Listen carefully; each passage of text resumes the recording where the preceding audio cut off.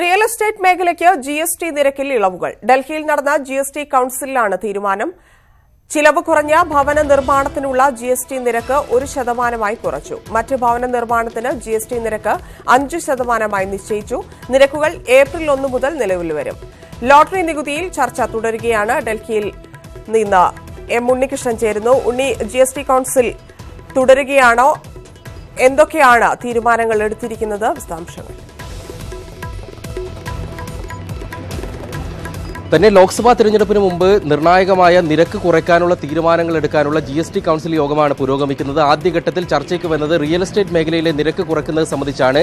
ഇക്കാര്യത്തിൽ ഒരു വിഷയത്തിൽ തീരുമാനമായിരിക്കുന്നു. റിയൽ എസ്റ്റേറ്റ് മേഖലയ്ക്ക് അനുകൂലമാകുന്ന ചിലവ് കുറഞ്ഞ ഭവന നിർമ്മാണത്തിനുള്ള നിരക്കടക്കം കുറയ്ക്കാനുള്ള തീരുമാനമാണ് ഉണ്ടായിരിക്കുന്നത്.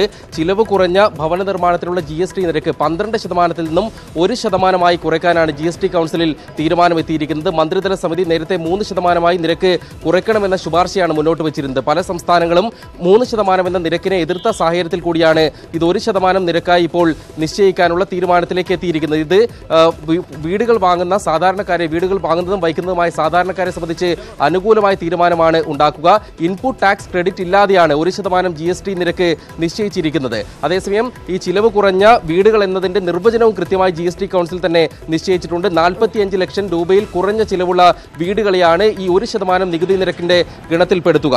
നഗരമേഖലയിലാണെങ്കിൽ 60 ചതുരശ്ര മീറ്റർ ആയിരിക്കണം ഈ വീടുകളുടെ വിസ്തീർണം. നഗരത്തിന് പുറത്ത് 90 ചതുരശ്ര മീറ്റർ വിസ്തീർണമുള്ള വീടുകളെ ആയിരിക്കും ചിലവ് കുറഞ്ഞ വീടുകൾ എന്ന ഗണത്തിൽ പരിഗണിക്കുക.